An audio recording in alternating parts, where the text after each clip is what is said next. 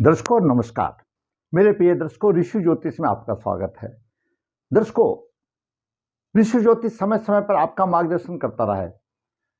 मैं आपको धन्यवाद दूंगा, आप जो मेरे पहले पिछले वीडियो बड़ी उत्साह से देख रहे हैं।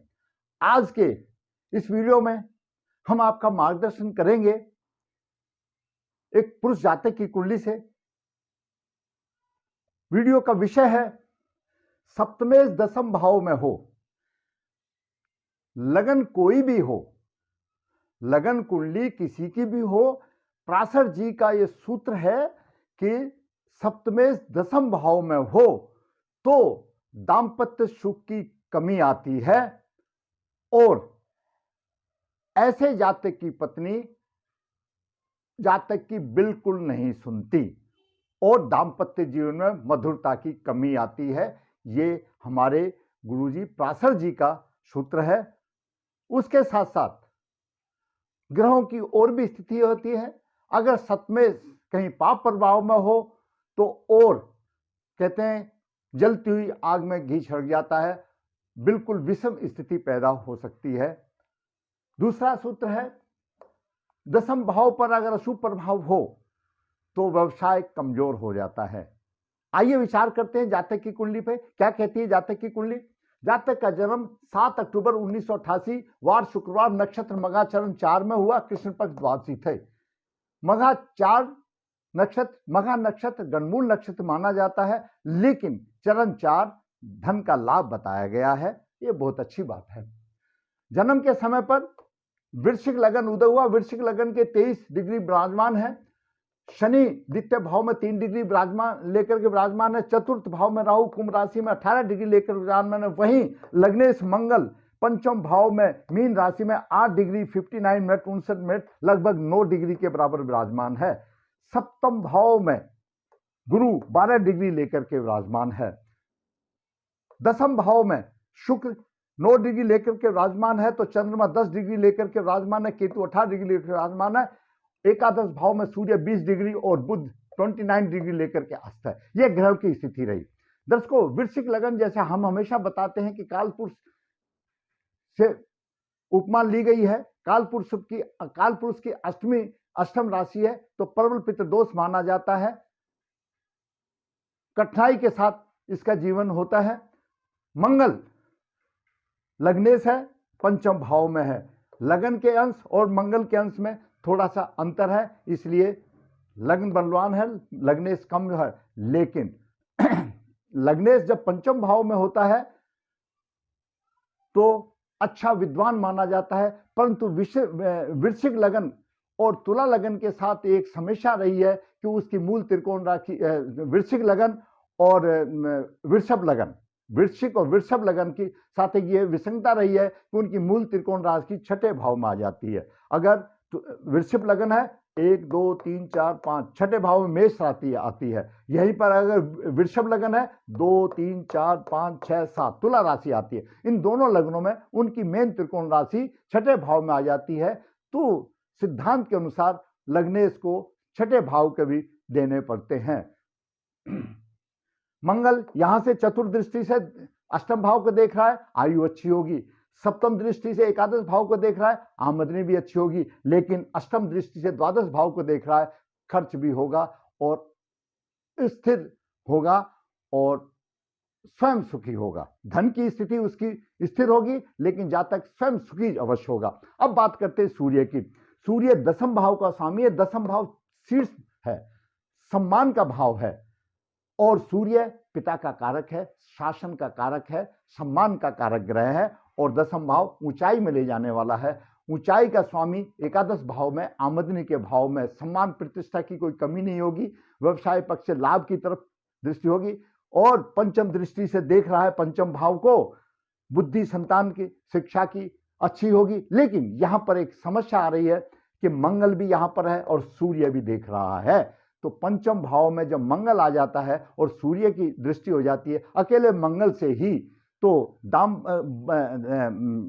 संतान सुख में कहीं ना कहीं प्रॉब्लम आ जाती है या प्रसव पीड़ा में प्रॉब्लम आ जाती है और दो ग्रहों का, उग्र ग्रहों का प्रभाव है तो दिक्कत आती है। दूसरी तरफ हमारे ज्योतिष आचार्यों का हमारे विद्वानों का यह भी मत रहा है, अगर पंचम भाव में मीन राशि या धनु राशि है, अगर उसको गुरु नहीं देख रहा है तो संतान की भी समस्याएं आ जाती हैं। परंतु मंगल यहां देख रहा है, हो सकता है, परंतु प्रसव पीड़ा या कोई ना कोई दिक्कत संतान पक्ष में अवश्य आएगी। अब बात करते हैं चंद्रमा की। दर्शकों, चंद्रमा नवम भाव का स्वामी है। नवम भाव का स्वामी दसम भाव में है, अपने आप में एक राजयोग बनता है, परंतु चंद्रमा कृष्ण पक्ष का है, पक्ष बली नहीं है, अमावस्या नजदीक आ रहा है, चंद्रमा अस्त होने जा रहा है।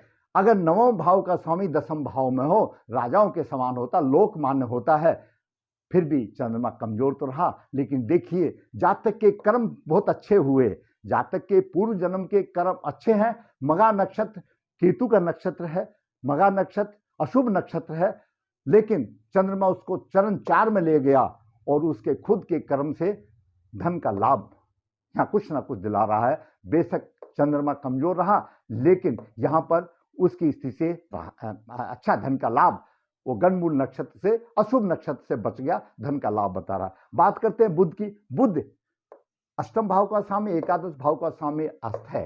दर्शकों, ज्योतिष का एक सिद्धांत है कि अगर दसम भाव का स्वामी अष्टम भाव में हो और अष्टमेश का अपनी राशि में प्रभाव हो, अगर दसम भाव का स्वामी एकादश में हो और एकादश में एकादशेश का प्रभाव हो, तो प्रेत योग होता है।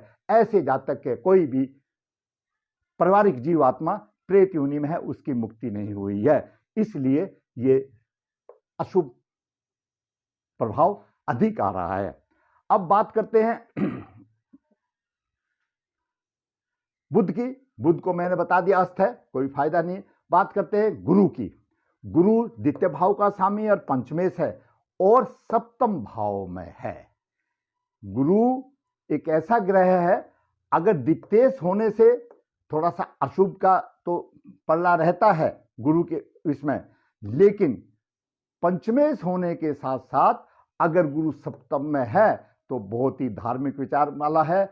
ऐसे जातक सर्वधर्म को मानने वाला परोपकारी, परंतु मूल त्रिकोण राशि द्वितीय भाव में होने से उसके भी फल कुछ आचार व्यवहार में कमी हो सकती है। अदरवाइज गुरु लगन को देख रहा है, जातक को ऊपर उठा रहा है, वृश्चिक लगन को मित्र राशि है और उसको परोपकारी बना रहा है, अच्छे रास्ते पे चलना बता रहा है। अब बात करते हैं शुक्र की। शुक्र कुंडली में सप्तमेश है और द्वादश है, दोनों स्थान भोग के हैं। वीडियो का विषय है सप्तमेश दसम भाव में हो, दसम भाव का स्वामी शुक्र, सप्तम भाव का स्वामी शुक्र दसम भाव में है। दूसरी तरफ शुक्र की मूल त्रिकोण राशि द्वादश भाव में है, द्वादश भाव का स्वामी शुक्र यहां है। दोनों तरफ से अच्छी बात नहीं है। अगर सप्तमेश की बात मानते हैं तो आपका कोई भी सप्तमेश हो कि कोई भी लगन हो, अगर सप्तमेश का स्वामी दसम में होगा, बेशक चाहे वो हंस योग बना रहा है, चाहे रोचक योग बना रहा है, कुछ भी योग बना रहा है, योग अपनी जगह पर है, लेकिन ऐसे जातक की पत्नी कहना नहीं मानेगी, चाहे कोई भी सप्तमेश हो। जहां पर तो शुक्र है, शुक्र द्वादश भाव का भी स्वामी है, तो दसम भाव में है, दसम भाव में है तो व्यवसाय की भी हानि कर रहा है, क्योंकि शत्रु राशि में है। सप्तमेश यहां पर शुक्र सिंह की राशि में है, सिंह राशि सूर्य की राशि है, शत्रु राशि में है, और उधर से द्वादश भाव का स्वामी भी आ गया, तो दोनों तरफ से शुक्र अशुभ हो गया, दसम भाव के लिए शत्रु राशि में है। शुक्र के साथ केतु भी है, तो दाम्पत्य जीवन में मधुरता कहां से रहेगी। वैसे ही ऐसे जातक की पत्नी नहीं सुनती और ऊपर से केतु की आ गई दृष्टि तो कहां सुनेगी। वैसे ही सामान्यतः जीवन में वो लोग सुखी होते हैं जिनका जीवन साथी अच्छा मिलता है, क्योंकि हमारे ऋषियों ने रचना ही ऐसी की है कि अगर बुध शुक्र हो तो वो हमेशा सूर्य के साथ रहते, एक टाइम अस्त रहता है तो दिक्कत आती है। और इसीलिए वो मैं उन लोगों को बहुत ही धन्यवाद देना चाहूंगा जिनका दाम्पत्य जीवन सुखी है और दोनों मधुरता से रह रहे हैं। तो यहां पर सप्तमेश शुक्र स्थिति ऐसी है कि दाम्पत्य जीवन में कलह का कारण बनती है, जातक की पत्नी बिल्कुल नहीं सुनती, ना सुनेगी।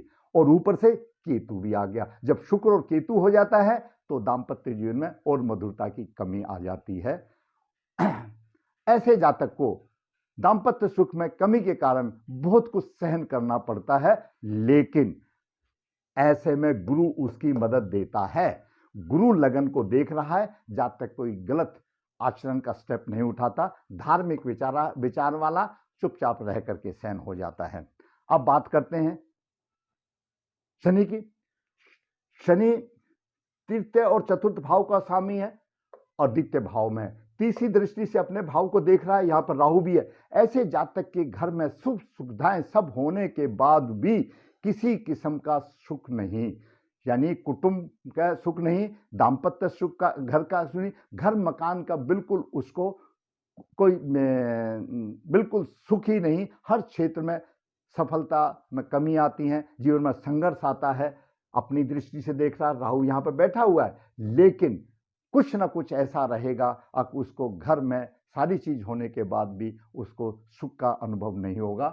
सप्तम दृष्टि से अष्टम भाव को देख रहा है, आयु अच्छी होगी। और दशम दृष्टि से एकादश भाव को देख रहा है, आमदनी भी अच्छी होगी। अब बात करते हैं केतु की। केतु दशम भाव में है। पिता से वैचारिक मतभेद तो रहेंगे।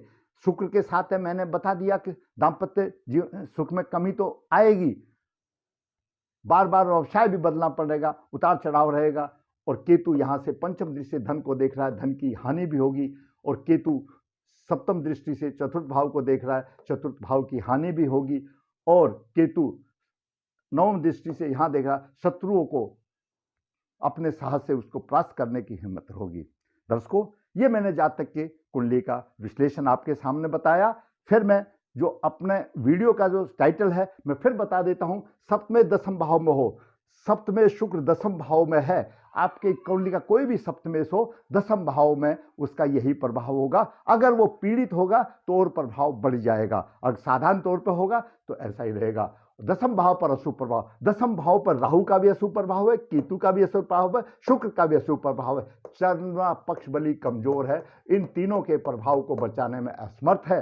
तो जातक का दशम भाव में व्यवसाय में दिक्कतें हैं। दर्शकों, अब बात करते हैं उपाय की।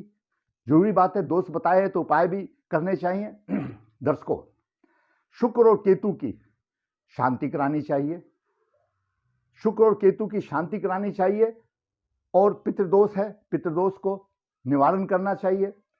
जातक को चंद्रमा का रत्न विधिवत धारण करना चाहिए।